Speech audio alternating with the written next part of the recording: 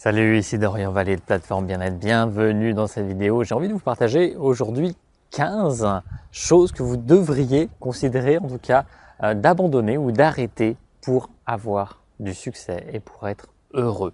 Et ces 15 choses qui peuvent faire l'objet vraiment d'une vidéo et d'une formation à part entière, mais je pense que c'est hyper important de faire ce point et voir ces différents éléments qui sont essentiels justement à ce qui peut nous faire dériver, ce qui peut nous empêcher vraiment d'atteindre ce que l'on souhaite vraiment manifester dans notre vie. Donc 15 points, le premier c'est d'abandonner un mode de vie malsain au niveau du physique. C'est-à-dire que le corps physique, si vous êtes bien dans votre corps physique, naturellement vous allez avoir l'énergie pour avancer dans vos projets. Vous allez avoir l'énergie du bien-être, vous allez vous sentir bien d'une façon générale, vous allez beaucoup mieux gérer toutes les situations qui viennent dans votre vie. Donc c'est la base numéro 1, tout ce qui va venir nuire à votre physique. Donc peut-être rester assis beaucoup trop la journée, par conséquent ne pas faire assez de sport, vous nourrir de façon malsaine, manquer de sommeil, toutes ces choses-là, c'est des choses de base, mais c'est essentiel si vous voulez avoir du succès et être heureux. Le point numéro 2, c'est avoir un état d'esprit à court terme. Si vous pensez toujours à court terme, forcément vous ne pourrez jamais rien construire qui soit grandiose. Et en fait, ça va directement dans le point numéro 3 aussi, qui est le fait de jouer petit.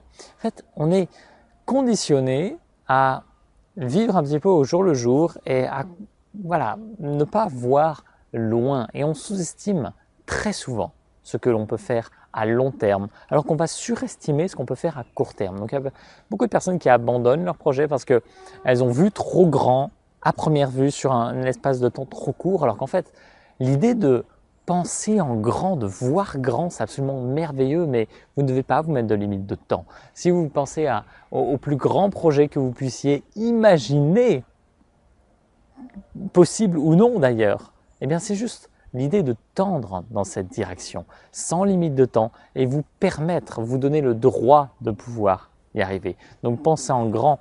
Mandela avait dit une phrase de ce genre-là en disant que l'être humain n'était pas fait pour penser petit, ni pour agir petit, et qu'on devait exprimer notre grandeur à travers tout ce que l'on sait. Le point 4, c'est de trouver des excuses pour ne pas agir.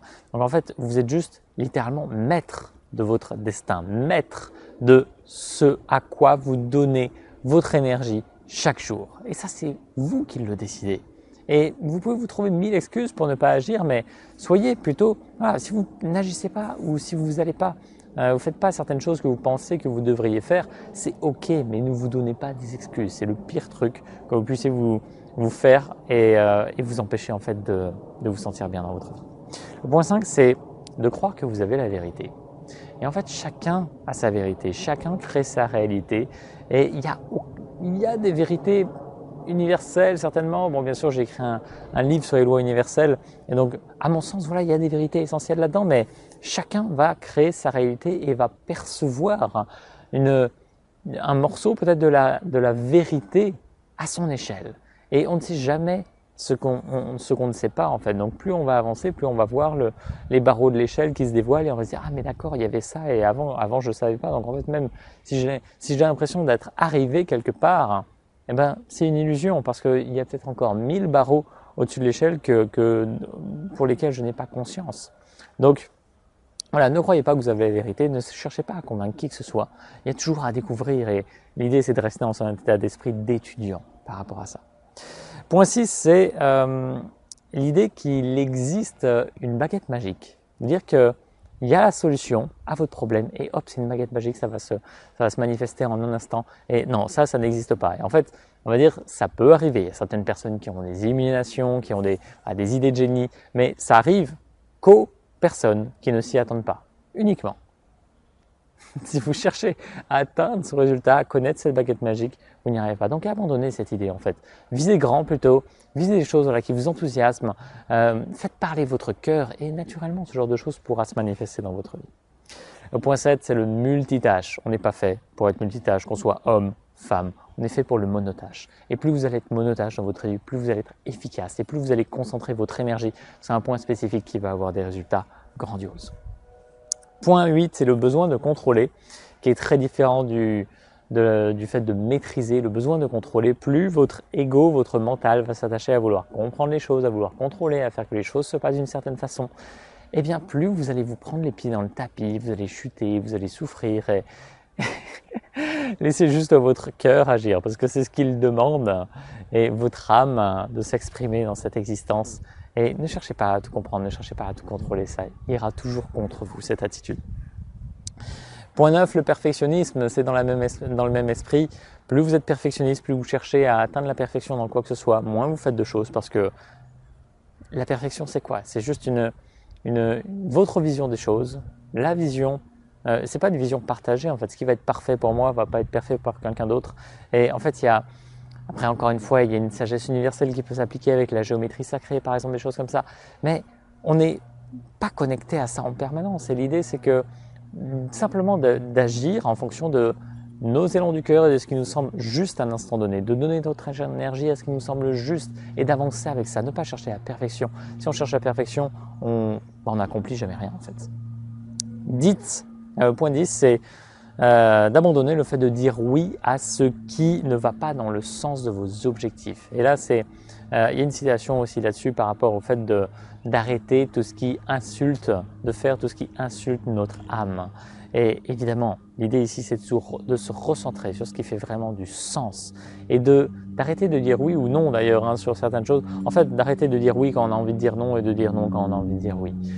Pour ça, je peux vous inviter à regarder le film Yes Man, qui est un bijou d'inspiration sur ce sujet. Yes Man. Point 11, c'est je suis un petit peu partagé sur ce point, mais bon. C'est le fait de passer du temps avec des personnes toxiques. Alors, l'idée, c'est pas de s'engaver, effectivement, de vous rapprocher des personnes positives parce que forcément, ça vous nourrira, ça vous inspirera. Mais le plus important, c'est de pouvoir rester soi en toute situation et avec n'importe qui. Donc, vous pouvez être aussi en contact de personnes toxiques d'une certaine façon. Ça peut vous nourrir, mais voilà, soyez mesurés, on va dire, dans tout ce que vous faites là-dessus. Et comme toujours, laissez-vous guider par ce que vous ressentez de juste par rapport à ces personnes. Point 12, lâchez l'idée ou le besoin d'être aimé. Le besoin d'être aimé vous mènera à plus de ce manque, plus de ce besoin. Et en fait, la véritable quête là-dessus, c'est de vous sentir plein, c'est de vous sentir épanoui, de pouvoir rayonner qui vous êtes vraiment dans votre essence.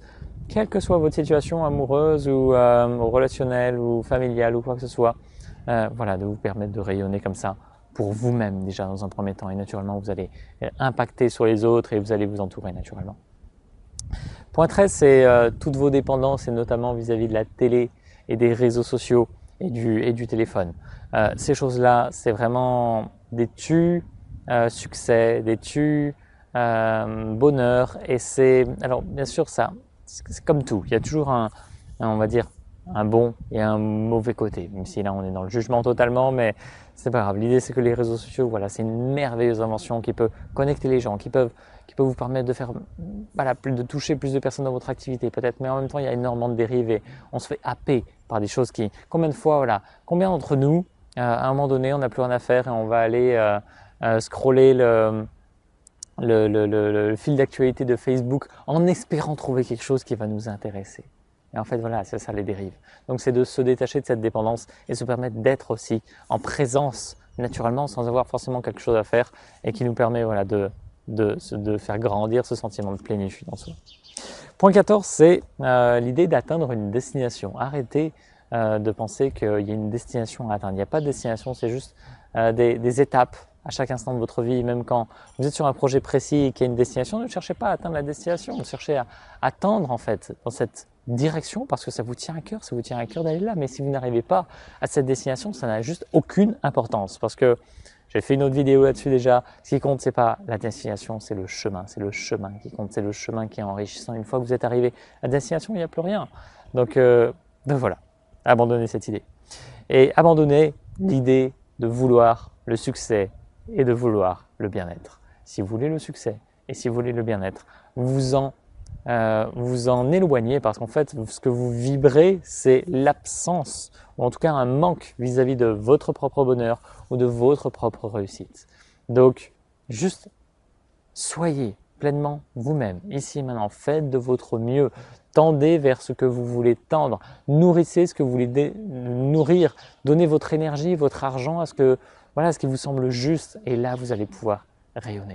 Donc voilà, c'est 15 choses à abandonner et qui vous permettront littéralement d'avoir plus de succès et plus de bonheur dans votre vie. J'espère que ça vous inspire. Je vous souhaite de vivre une merveilleuse journée. Je vous dis à très bientôt. Salut.